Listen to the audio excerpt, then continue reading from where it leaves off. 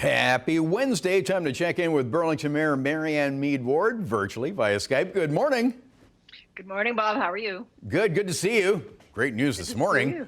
Awesome. Brock University setting up shop in Burlington. This is something you've been working on for what, 10 years?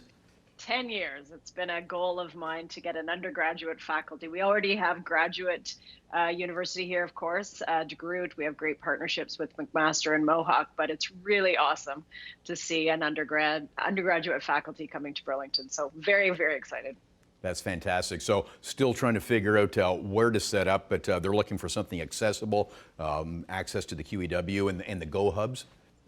We've been working on a location, so we hope to have news very soon about where they're looking at. So stay tuned for that. Okay. How fast do they want to get set up once that location is identified? For sure, within the next year to 18 months, I think, is what they're looking at. Okay. Well, that is great news. Sneaking up even faster is Halloween. Are you concerned?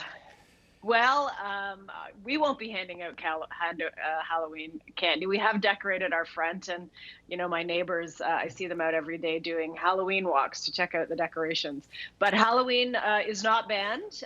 Folks are free to make the best choice for themselves about whether to hand out candy or whether to go trick-or-treating. But there are guidelines from our medical officer of health that I hope people will look at and follow. And the biggest one, my plea for folks is please stay in your own neighborhood. I've had residents reach out to me on streets that typically get 1,000, 2,000 people coming by. Burlington residents know where those streets are. Yeah. Don't come. The residents are asking you not to come to their street. If you do go out trick-or-treating, please stay in your own neighborhood. I noticed on Twitter, we won't mention the street, but there's one in particular, and they said, yeah, that street will be dark. Just don't do it. It will be dark, and there's some other areas actually I've discovered that go to town decorating. They are also not doing that this year. One gentleman used to outfit his entire garage as a spooky haunted house. Not happening this year. So it'll look a little different this year. We do have our community support fund for folks who want to apply to get some funding to do something alternative. So I encourage people to reach out to us on that. We've had a number of people already do that. Yeah. Since we last spoke, so you've put a pause, the city's put a pause on indoor classes, with fitness. Now with gyms, we've had stories about some gyms trying to refuse people or looking at refusing people from the hot spots. Is that something you would, what's your thoughts on that for Burlington? I have asked people to, first of all, voluntarily not come from hot spots to Burlington to use our fitness centers. I know it's part of their membership privileges in some cases for the large chain fitness centers. I've also made some phone calls to the corporate head offices and said, look, do right by your folks. Ask them not to exercise that privilege right now. Give them a break or, add another month onto their, contract. But we want people to stay in their own neighborhood. Yeah. For now, support your local business. Find alternative ways to exercise in the short term.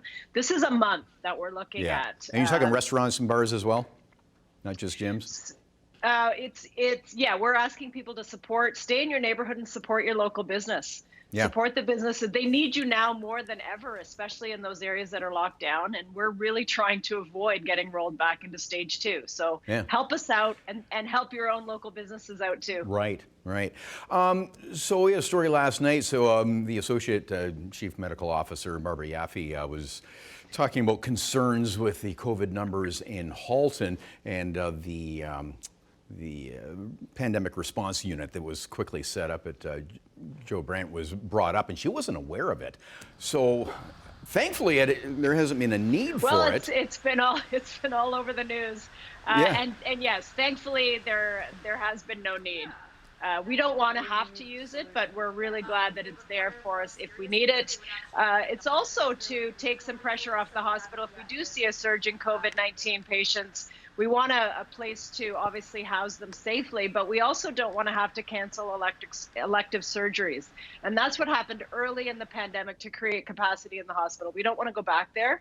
So we need this to be available to us so that we can continue and the hospital can continue taking care of all the health needs of our residents here, and not just in Burlington, throughout the region. Right. So it will continue on standby mode.